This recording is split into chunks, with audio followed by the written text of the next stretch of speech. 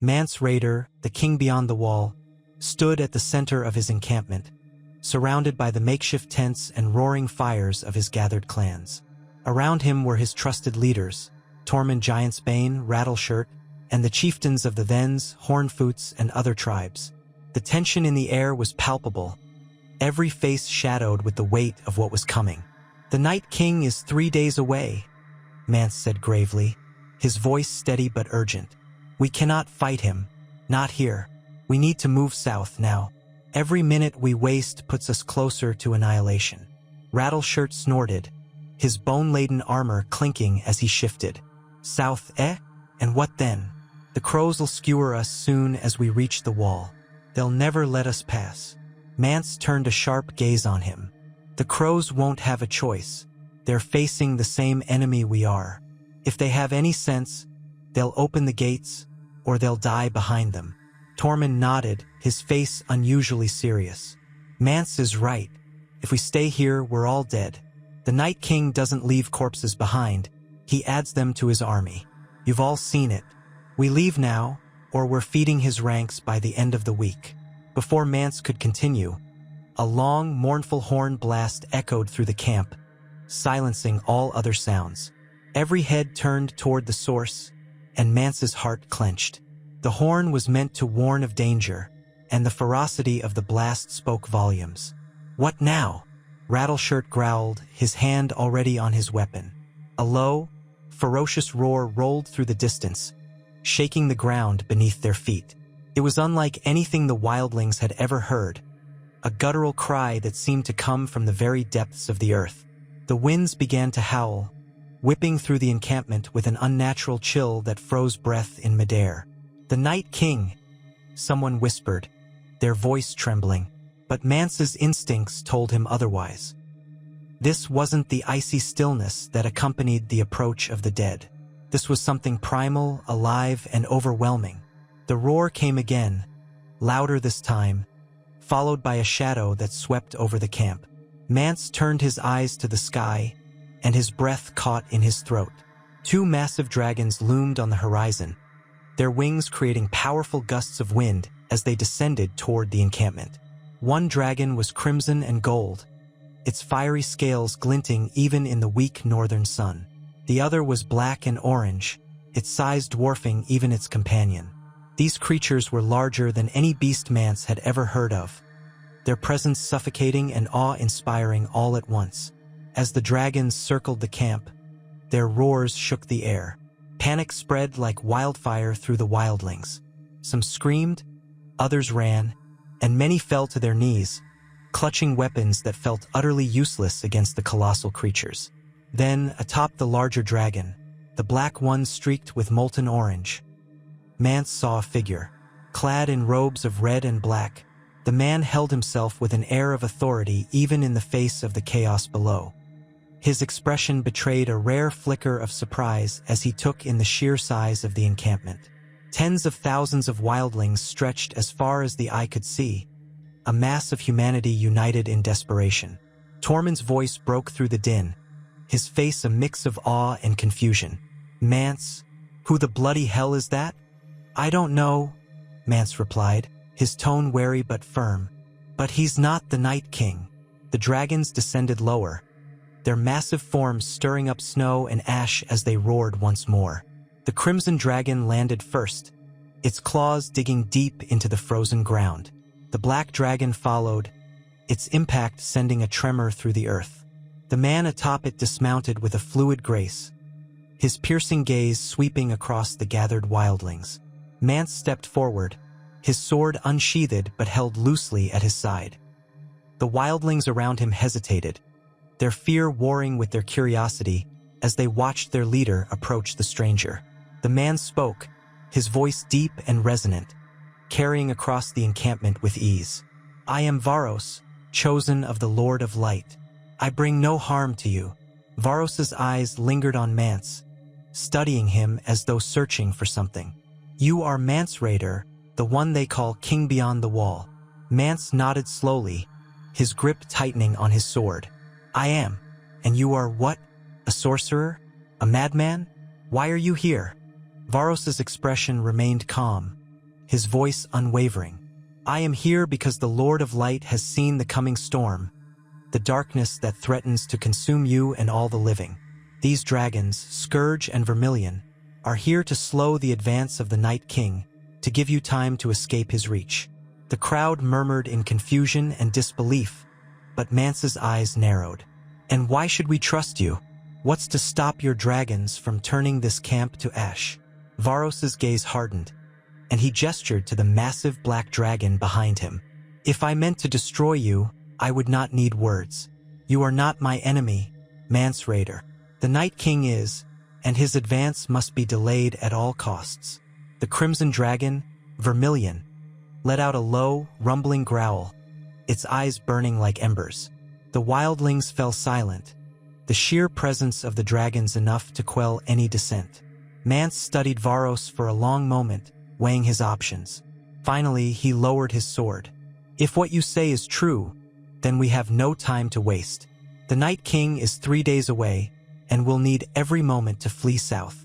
Varos inclined his head, his expression unreadable. Then flee, Mance Rayder. Take your people to the wall. I will deal with the Night King. As the wildlings scrambled to prepare for their retreat, Varos mounted Scourge once more. The dragons roared in unison, their cries shaking the very air as they prepared to take flight. Mance watched them ascend, their massive forms vanishing into the icy sky, leaving behind only the promise of fire and blood. Varos rode atop Scourge, the massive black and orange dragon, pushing further into the frozen wilderness of the far north. The land beneath them was an endless expanse of frost and ice, the sky above heavy with clouds that threatened to swallow all light. The air was still and unnatural, the kind of quiet that pressed on the soul, warning of something lurking just beyond sight. After a day of relentless travel, the sky suddenly cleared as if by some unseen force. The frost-covered expanse below gave way to a vast, barren valley, and there on a distant hill stood the Night King.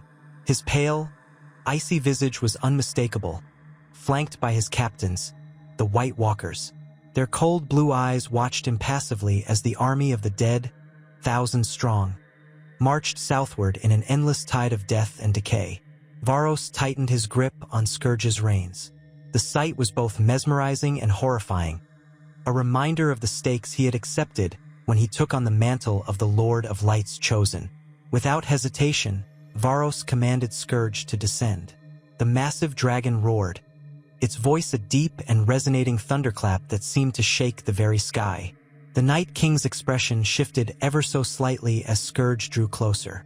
It wasn't fear, it was disbelief.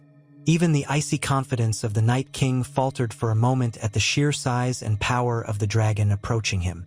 Scourge landed in the valley with a ground-shaking impact, his fiery eyes locked on the advancing horde.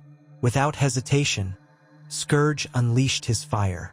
The flames were not ordinary dragon fire. They were the flames of old Valyria, imbued with the ancient magics of the Lord of Light. The inferno roared across the valley, consuming everything in its path. Thousands of wights disintegrated in the blaze, their frozen forms unable to withstand the heat. The fire was so intense that its glow could be seen from the wall, a beacon of both hope and dread. Yet the army of the dead was endless.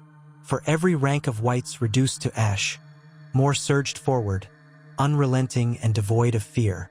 Scourge turned, sweeping his flame in a wide arc, burning another 1,000, but the horde pressed on. It was then that Vermilion, the crimson and gold dragon, descended from the sky, his roar joining Scourge's in a deafening chorus. The two dragons fought together, their flames turning the valley into a sea of fire. Wights collapsed in droves, their twisted forms crumbling beneath the might of Valyrian fire. The Night King and his captains watched from their hill, their icy calm undisturbed despite the chaos below. As the dragons rained fire, the Night King raised his hand, signaling his captains. They moved with eerie precision, each pulling long, jagged ice spears from the frosted ground. With unnatural strength, they hurled the spears into the sky, their deadly aim true. One of the ice spears struck Scourge directly in the chest, the impact ringing out like a bell. Varos braced himself atop the dragon, expecting the worst, but to his astonishment, the spear disintegrated upon contact with Scourge's hide. The ancient dragon scales, hardened by centuries of old Valyrian magic, proved impenetrable. Scourge roared in defiance, his fiery eyes fixed on the Night King, as if daring him to try again. Vermilion was also struck by a spear, but like Scourge, the blow did no harm. The dragons were not mere creatures of flesh and blood. They were bred for war, creations of a time when dragons were the weapons of empires, not fledglings raised in cages. The Night King lowered his hand, his piercing blue eyes narrowing as he realized his weapons were ineffective. For the first time, the Night King signaled a retreat. Without speaking a word, he turned and disappeared into the swirling mist of snow that he summoned, his captains and the remnants of his army following in silence. The valley grew eerily quiet, save for the crackling of the flames that still burned across the frozen ground. Varos watched them go, his expression a mixture of triumph and grim resolve. He looked down at the scorched battlefield, littered with the charred remains of thousands of wights. It was a victory, but it was no triumph. The Night King's retreat was not a defeat, it was a delay. The enemy would return, stronger and more relentless than before. Scourge and Vermilion roared once more, their voices echoing through the frozen wastes.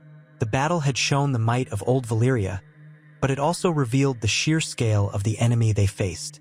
Varos whispered softly, his voice carried away by the cold wind. "This is only the beginning." As the dragons took to the sky once more, their massive forms vanishing into the clouds, the valley lay in silence, its charred ground a grim reminder of the cost of slowing the Night King's advance. The flames of old Valyria had bought the living precious time, but the war against the dead was far from over. The winds howled around Castle Black as the men of the Night's Watch patrolled the battlements, their gazes fixed uneasily on the northern horizon. The distant glow of a massive fire burned faintly against the darkened sky, an unnatural blaze that lit the frozen wastes far beyond the wall. Whispers among the brothers grew louder, speculation running rampant about what force could have caused such a conflagration in the frozen wilderness. Suddenly, a roar shattered the uneasy silence, deep and resonant. It was a sound like no other, primal, ferocious, and loud enough to shake the very ice beneath their feet. The shadow of a colossal dragon passed over the wall, its sheer size throwing the battlements into chaos as men scrambled for their weapons, fear etched on every face. Scourge, his black and orange form illuminated by the faint glow of the firelight, landed just outside the gates of Castle Black with a ground-shaking crash. His massive wings folded against his body, his fiery eyes glaring at the wall as his growls rumbled like thunder. Atop the dragon sat Varos, his robes of red and black billowing in the freezing wind. From his perch, Varos bellowed, his voice carrying over the howling wind with authority. "Lord Commander, open your gates. I demand an audience." The men on the battlements hesitated, their fear of the dragon evident in their pale faces and trembling hands. Jeor Mormont, the Lord Commander, strode forward, his grizzled face a mask of determination. He motioned for his men to lower their bows, though they hesitated, their eyes darting nervously between their leader and the dragon below. "Hold your ground," Mormont commanded, his voice calm and firm. "Do not engage unless I order it." Descending from the battlements, Mormont approached the gate, flanked by two senior brothers. The gates creaked open, revealing Varos standing tall beside the enormous dragon. Scourge's fiery gaze swept over the gathered watchmen, his presence a suffocating reminder of old Valyria's might. Mormont stepped forward, his expression hard but composed. "I am Jeor Mormont, Lord Commander of the Night's Watch. Speak your purpose, Dragon Rider." Varos dismounted from Scourge, his movements fluid despite the biting cold. He stood before Mormont, his fiery eyes locking with the Lord Commander's. "I have come from the far north," Varos began, his tone resolute. "The flames you see on the horizon, that is my work. My dragons have destroyed an army of the dead, but their numbers are endless. The Night King marches, and every soul he claims becomes another soldier in his army. Mormont's expression remained stony, though unease flickered in his eyes. You've come to warn us of what we already know. The dead have always been the enemy of the Watch. The wall will hold. Varos stepped closer, his voice rising with urgency. The wall will hold against men, but the dead are not men. If you refuse to act, the Night King's army will grow beyond reckoning. Your wall will fall, and the realms of men will burn in eternal winter. Mormont met Varos's fiery gaze unflinchingly. And what is it you want from us? Open your gates to the wildlings, Varos said bluntly. Let them pass south, where they will not bolster the Night King's ranks. If they fall to him, every man, woman, and child will become another white. You cannot afford to let your pride doom the living. The men behind Mormont murmured uneasily, their loyalty to the Watch's traditions clashing with the fear of the threat Varos described. Mormont's voice was sharp as he addressed Varos. The wildlings are our enemies. They raid, they kill, and they've waged war against the wall for centuries. And you expect me to simply let them through? Varos's expression darkened, his voice as sharp as steel. I expect you to choose the survival of the living over your ancient grudges. If you refuse, I will not hesitate to act. I will raise your wall to the ground with dragonfire, and you will have no shield left against the storm that comes. Scourge roared, his fiery breath flaring just enough to make the men flinch. The ground trembled beneath them, the sheer power of the dragon's presence driving home Varos's words. Mormont's jaw tightened, but he held his ground. Threatening the wall will not win you favor here, Mormont said coldly. If I let the wildlings through, they will have to leave their weapons and submit to our authority. I will not let chaos into the realms we are sworn to protect. Varos inclined his head slightly, acknowledging the concession. Then do so, Lord Commander. But open the gates. Every moment you delay brings the Night King closer to your doorstep. Mormont turned to his men, his expression grim. Send word to the wildlings. Tell them they may pass under these terms. And prepare the wall for what's to come. As the gates began to close, Varos climbed back onto Scourge's massive back. The dragon let out another earth-shaking roar before spreading his enormous wings and taking flight. The brothers of the Watch watched in silence as the dragon ascended into the sky, a shadow against the pale light of the distant fire. Mormont stood unmoving, his gaze fixed on the horizon. Prepare yourselves, he said quietly to his men. This is only the beginning.